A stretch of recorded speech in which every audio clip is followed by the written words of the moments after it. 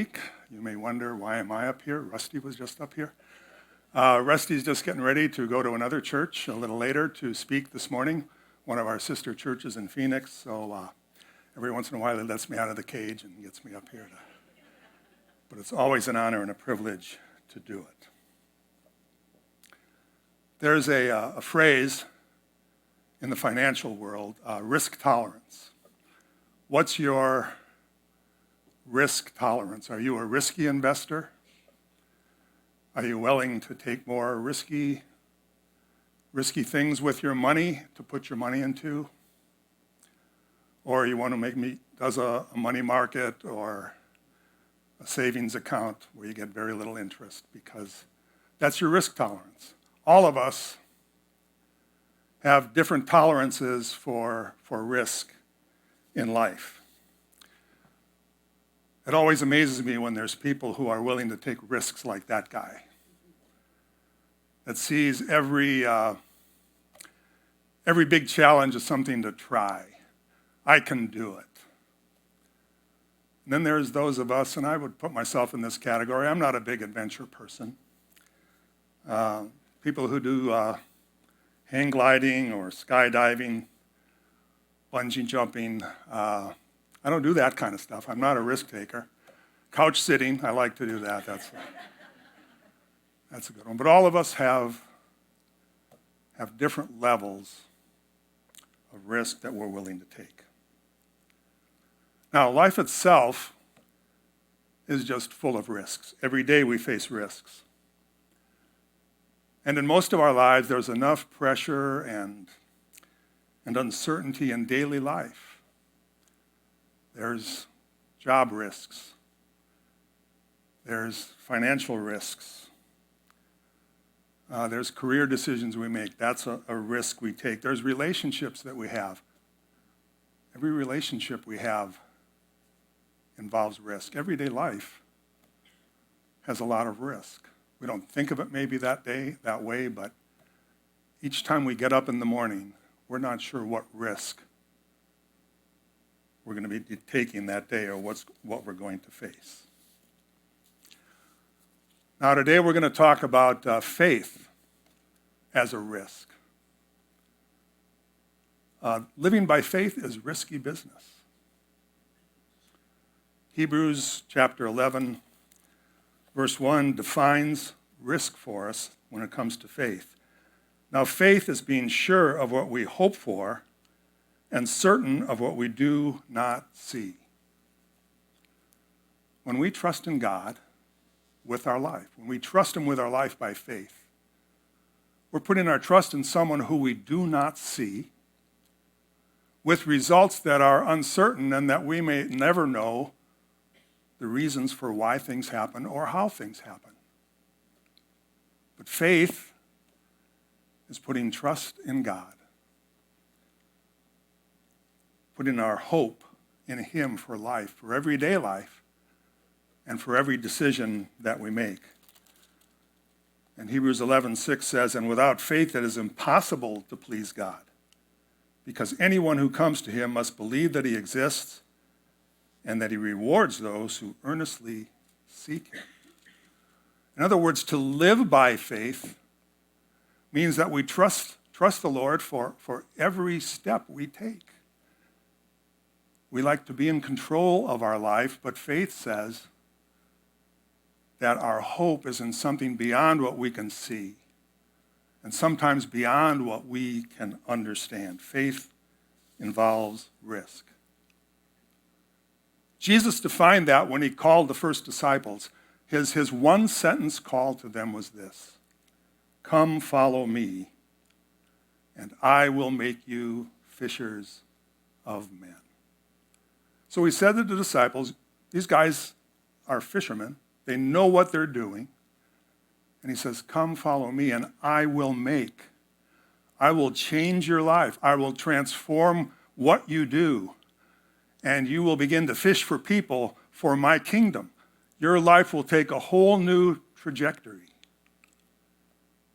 He was calling them to the risk of faith, the risk of trust, to make a profound change. in their life. So this morning we're going to look at a parable in the New Testament in Matthew chapter 25, the parable of the talents. And we're going to go through this kind of step by step. And the first part of the talents passage starts with verse 14. I'm going to read through verse 19 to start it out. Again, it will be like a man going on a journey who called his servants and entrusted his property to them. To one he gave the talents of money, to one he gave 5 talents of money, to another 2 talents, and to another 1 talent, each according to his ability. Then he went on his journey. The man who had received the 5 talents went out at once and put his money to work and gained 5 more. So also the one with 2 talents gained 2 more. But the man who had received the 1 talent went off, dug a hole in the ground, and hid his master's money. After a long time, the master of the servants returned and settled accounts with them. So in the parable of the talents, this is the story of an owner of a property, an owner of a business, so to speak. He says to those who work under him, I'm going to give you an amount of money. A talent was an amount of money, and you are to put it to use. I'm trusting you to put it to use. So to the one he gave 5, to one he gave 2, to one he gave 1. And it says he gave to each according to their ability. So as we walk through this, you'll see what happens in each of their cases. So there's the 5 talent guy. And 5 talent people in life, we're going to read those verses of what he does before I describe that. Verse 20 and 21. The man who had received the 5 talents brought the other 5. Master, he said, you entrusted me with 5 talents. Here I have gained 5 more. The master replied, well done, good and faithful servant. You have been faithful with a few things. I will put you in charge of many things. Come and share in your master's happiness. So the 5 talent guy. 5 talent people, we might describe them as people with more. Baseball season starts this week. I'm a baseball fan. In baseball, there's a term, the 5-tool player, who can hit for percentage, hit for power, runs fast, throws well, and is able to field well. And 5-tool players are hard to find. There's a combination of those talents. Some have a couple of them, but the 5-talent one is the one who can do it all. The 5-tool player is what scouts look for. Well, the master here apparently had a 5-tool guy, 5 talents. That was his ability. So a 5-talent person is a person with more, probably more money, more opportunities, more power, more advantages, all kinds of more. These are the people that we look to and say, boy, they've got it all. But they also have more responsibility, more scrutiny, more expectations, more pressures. But the 5-talent person is the one who we often look to and say, that's somebody that I aspire to be. I wish I had what they have. So the 5-talent person is usually good at making more of what they have, and this guy did that. When the master returned, he had made 5 talents more. The master said, well done, good and faithful servant. You've done well with what you have. Enter into the master's happiness. Then there's the one that had 2 talents, and the story about him follows, I believe, starting in verse 22. The man with 2 talents also came. Master, he said, you entrusted me with 2 talents. See, I have gained 2 more. The master replied, well done, good and faithful servant. You have been faithful with a few things. I will put you in charge of many things. Come and share in your master's happiness. So, according to his ability, the master gave him 2 talents. 2 talent people might be what we describe as somebody in the middle. They've got things that they can use. They're neither wealthy nor wanting. 2 talent people have enough to pay their bills, live in a comfortable house, probably have a car, take vacations. But they don't have wealth. They can't just do anything they want. They can't buy anything they want. 2 talent person is probably how most of us, I think, would describe ourselves, because the middle is where a whole lot of people live. Not rich, not famous, not wealthy, but able to live and for the most part to pay bills and in times that are tough, kind of am able to get it through them. The 2 talent person has some gifts and abilities and some resources. That's what this parable is about. What resources do you have and how do you use them? And so the 2 talent person is not the 5 talent person. He'd be the person, if you ever heard Rusty say this, that would say, must be nice about the 5 talent person. He's got it all.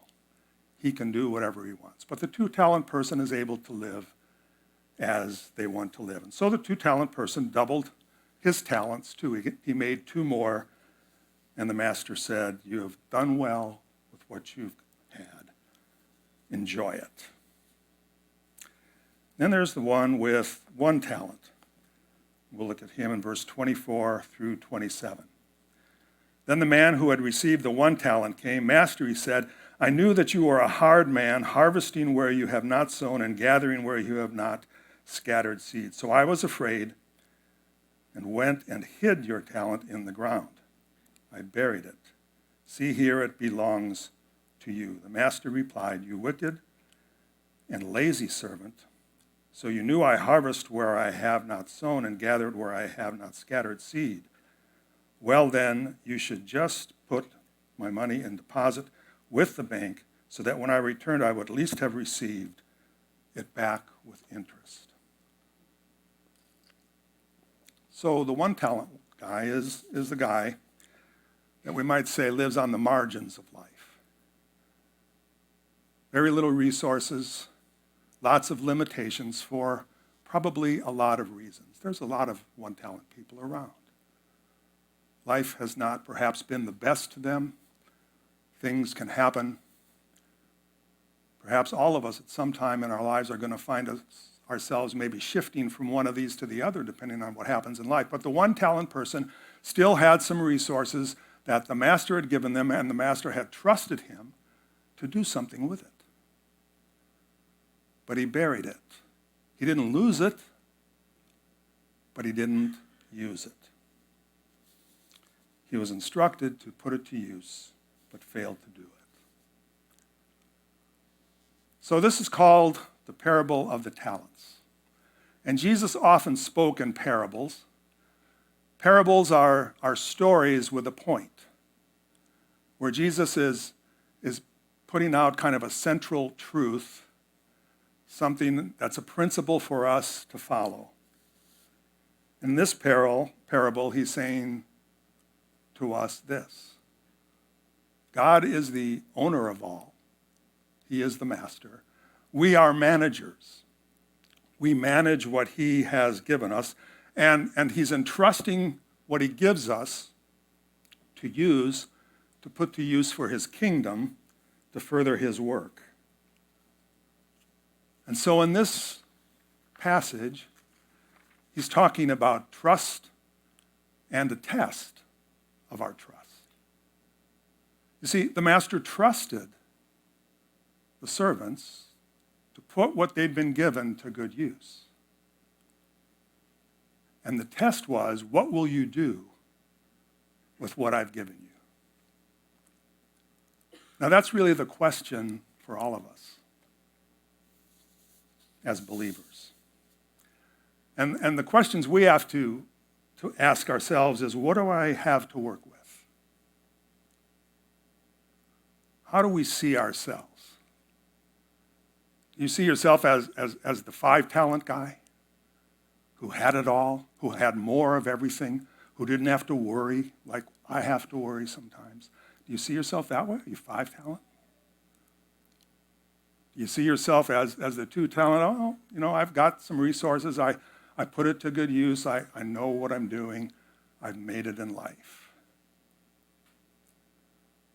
Or you may see yourself as a 1 talent person. I don't have much. I've got this limitation. I've had these bad disadvantages that I've had to deal with. Life has been hard. All of us kind of have to wrestle with where we are in life. What do I have to work with? What resources do I have? And what am I going to do with them? Then the second question is your attitude. What's your attitude toward what you have? Are you satisfied? Or kind of sour? I wish I was in a different position in life. Our attitude has a lot to do with how we put to use the things that we have. So we have to look at ourselves and say, how am I putting to use whatever amount of resources that I have? I was speaking in another church last week, but I watched Sam's message last Sunday. She spoke on the loaves and fishes story. And that's a great story, my favorite story in the whole Bible, I think. It's in all 4 Gospels. And I've spoken on that several times. I've read it again and again.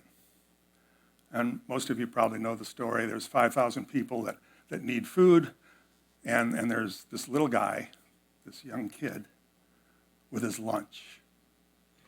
5 loaves and 2 fish. And in the story, the Bible doesn't get real specific about how he gave it, but it just says Andrew, who's one of the disciples, sees the boy and says, here's a guy that's got 5 loaves and 2 fish. But what's that among so many? But as Sam pointed out last week, he was willing to give it. It doesn't say Andrew had to yank it out of his hand. The kid didn't say, hey, this is my lunch. You ever know a kid who's willing to give up his lunch? Apparently, he was willing to take what he had, little that it was, and put it in Jesus' hands. And we know what Jesus did with it. The last question is, what will you do with what you have? You see, the master expected something in return for what he had trusted his servants with. And he knew their ability. He knew what they could do, what they couldn't do. And he knows you and he knows me. He knows our capabilities. He knows our limits. He knows our adventurous side. He knows our fearful side. He knows whether we're willing to take large risks. He knows whether we're just reluctant to put our toe in the water. He knows us. He doesn't expect anything more out of us than we can actually do. But we have to answer the question, what will we do with what we have? So here's the application challenge, I think, that's in the parable for you and me. As I said, living by faith is a risk. Come follow me, Jesus said, and I'll change your life from the inside out. It was an invitation. He wasn't forcing them. He doesn't force you and I to follow him fully and completely and let him transform us continually in our life. He just says, come, I'll make you. We don't change ourselves. We can't change ourselves.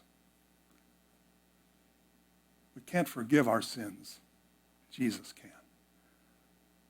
We can't take our life and go in a new direction on our own. We'll fail every time. But Jesus can make us what he wants us to be. He'll follow us. He'll guide us along our path as we follow him. And then he transforms us into people he can use. So here are, I think, 3 risks of faith that are a part of all of our lives as believers. The first one is this: risky belief. It's the belief that our resources belong to God and not to us. He's the owner, we're the manager. That's a risky belief. What I have is mine. I control it. I control how I spend it, how I use it. I control what I buy, what I don't buy. I control all the things in my life.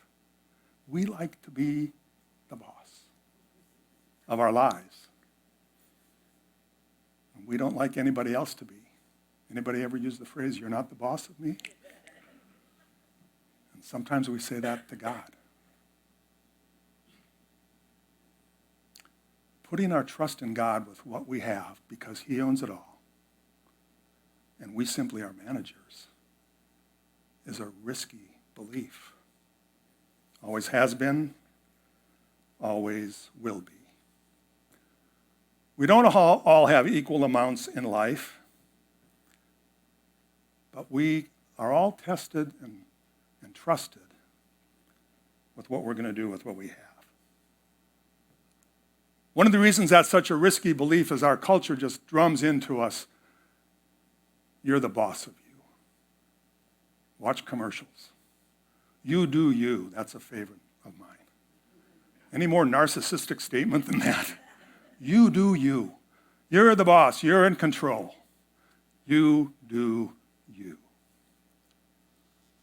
Another one is the best version of myself. I want to be the best version of myself. Now, on the surface, there's nothing wrong with that. But I don't want to be the best version of me. My best version isn't very good. I want to be God's best version of my life. I want to let the Lord make me into the best version of my life. I'm incapable of doing much that's going to be any good. So it's risky to say, "Lord, you have my resources. You have everything. It's yours. Now help me to put it to use in the right way." He owned it. He created it all. This is my Father's world. But he gives us that to use and enjoy and make something out of it. The second risk of faith is risky trust. That faithfulness will be rewarded. That if you're faithful with what you have, you will be rewarded. Now, faith is the assurance of things hoped for, convictions of things we do not see. We may not always get tangible things in our hands that are evidences right now of the risks of faith we take. I think I've told my story a little bit here and there in the pulpit about call to ministry many, many years ago. And God's call to me was this: take care of my people, and I will take care of you. Now, the second part of that one was the tough one for me. I like security. I like knowing where things are going to be and what's going to happen next. Both Leith and I grew up in homes where our parents stayed in the same job forever, in the same house forever. We knew all that stability. But I knew when God called me, it wasn't going to be the, quote, stable life. Take care of my people, and I will take care of you.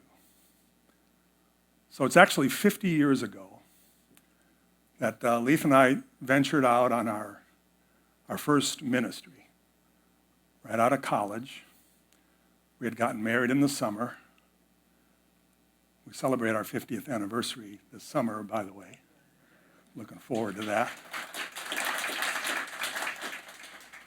Now, don't tell Leith I said this. I don't know if she's here this morning, but for Valentine's, I got her a vintage ring that represents past, present, and future, 50 years. So if you do see her, you might say, "Can I see your ring?" I probably shouldn't have done that, but couldn't help myself. But we've had 50 years of adventure, trusting the Lord. Started out in youth ministry. Lisa was working part-time at a preschool.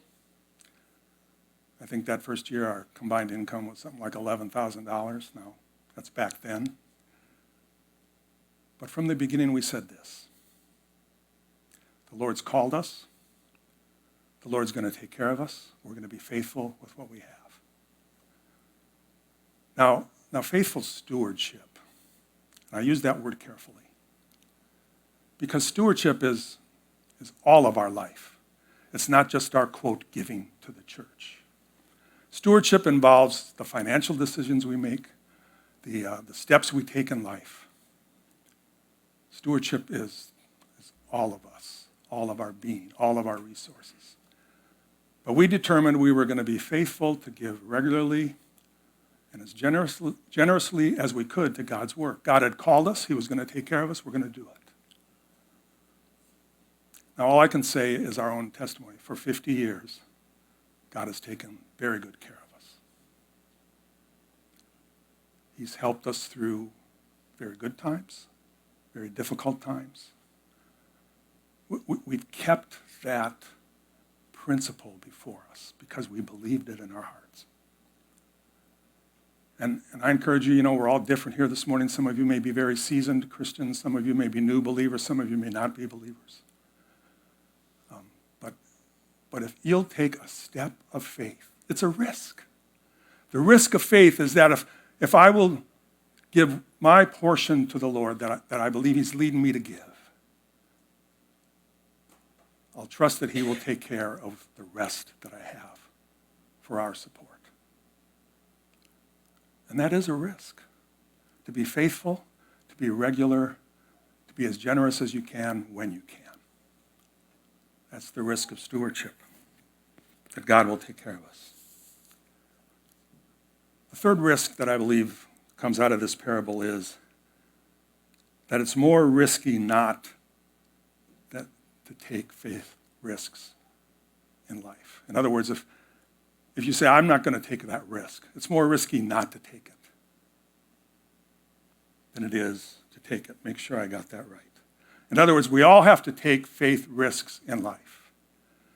When we try to hoard what we have, we're going to be in riskier business than if we have the faith to trust that God's going to take care of us if we're faithful with what he gives us.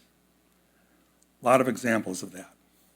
But the remarks to the third servant, the last two verses, verse 28 through 30 in the parable, take the talent from him and give it to the one who has 10 talents. For everyone who has will be given more, and he will have an abundance. Whoever does not have, even what he has will be taken from you. And throw that worthless servant outside into the darkness where there will be weeping and gnashing of teeth. That is harsh. That sounds hard. But I think what the parable is saying is this. Life has a lot of risks. Life has a lot of things that make us fearful. And it's easy to just kind of hold tightly to what we have and not lose it. It's not easy to trust God with everything that we have. And it really doesn't matter how much we have. There are 5-talent people who are hoarders. I'll build bigger barns. I'll buy more stuff. I'll take care of all the things that I want in life. And more becomes that addiction. There's always more out there. The 5-talent person could have this said of him just as much as the 1-talent person. And there are 1-talent person like that little kid with the loaves and fishes who let it go. And 5,000 people were fed, including him. Now, I believe those are the risks of faith.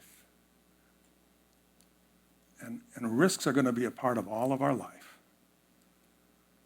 And all I can speak of is our testimony, but countless others that have lived this way. The Lord is true to his promises.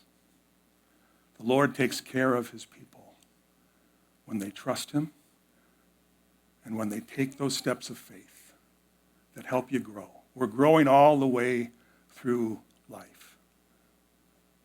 50 years after my call to ministry, the Lord's still opening doors.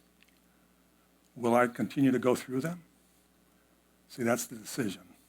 that all of us have to make. Will I take the next step? Will I do what I feel God is leading me to do now? Can I trust him? Those are risky questions. But it's what makes life an adventure. It's what makes faith an adventure. Not just a dull routine, but something that opens new vistas for your life. Maybe you'll have to go over a waterfall. I don't know. I don't think so. But you may have to go over a waterfall that fits you, that to you is a waterfall. God can be trusted. He will help you if you trust him with everything you have, your resources, your money, time, talents, treasures, whatever they are. If you live by faith, you'll fulfill his purpose for your life, and you'll touch countless other lives that you'll never know about because you lived by faith. So it all begins not what's in your wallet, but in your heart. Let's pray. Lord, thank you that you are a loving and faithful God. You call us into your presence and touch us with your Spirit and say, I've got more for you in life. I've got more for you to do. Come follow me. I'll make you a fisher of people. I'll use you to bless lives. Lord, help us to believe that. Help us to not just go into our little corner and protect ourselves, but trust you to open our lives to what faith means for us. We may have 5 talents, we may have 2 talents, we may have 1, but you're the one who makes them work in our lives. So give us ears to hear what you're saying to us today, Lord, and to respond in faith and trust in you, we pray. Amen. God bless you all.